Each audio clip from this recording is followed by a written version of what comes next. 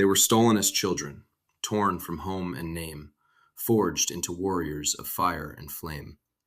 No men in the world struck deeper dread, the boys who were taken and empires were bled. Now legends in rhyme shall tell you their story, the slaves who were made into instruments of glory. The Ottoman Empire was hungry and wide. It needed a sword it could trust at its side. Sultan Murad I gave the order one day, "Go find us the boys who will never betray." But what he created would outlast his throne by centuries. They called the system devshirme, the gathering toll. Through Christian villages soldiers would stroll. They picked the strongest boys, 8 years to 18, the finest young minds that the Balkans had seen. And these boys would never see their families again. No silver or gold could buy back your son. No tears from a mother undid what was done. The empire took them and gave them a creed. The Sultan your father, your faith and your deed. Imagine being taken and choosing to believe.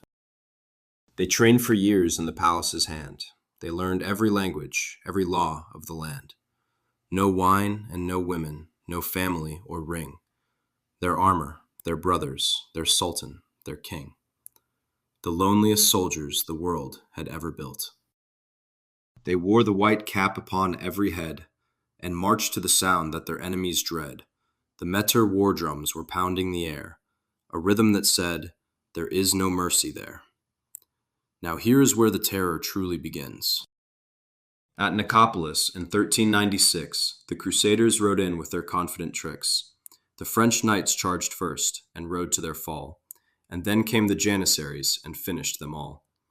Europe had never seen soldiers like these, but nothing they did matched the 29th of May, 1453, Constantinople's last day. For weeks, the great walls had held every blow until the Janissaries broke through and ended the show. A 1,000-year empire fell in a single morning.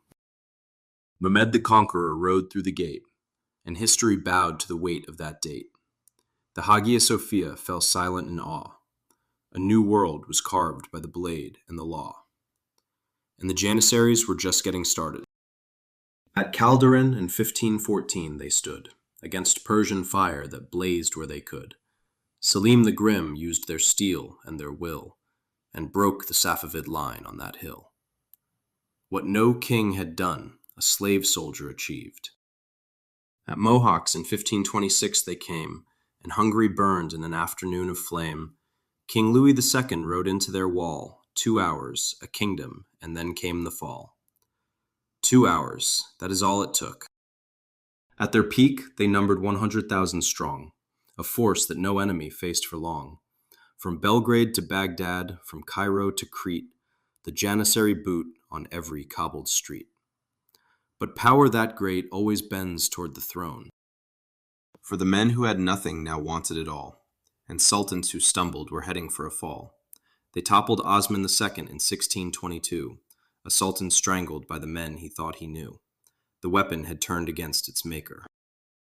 They dragged Selim III from his throne and his power, and sent yet another young sultan to his final hour. No throne was secure from the will of their hand.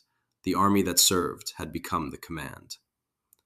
Can you guess what happened when a sultan finally said, "Enough"? Mahmud II had watched and had planned. He built a new army, a loyal new band. In 1826, he gave the final call, and turned the imperial cannon upon them all. They called it the auspicious incident. The Janissaries called it nothing. They were dead. Their barracks were burned, and their records were sealed. Their name was erased, and their banners repealed. 5 centuries of terror wiped out in a day. The greatest soldiers the Ottomans had given away.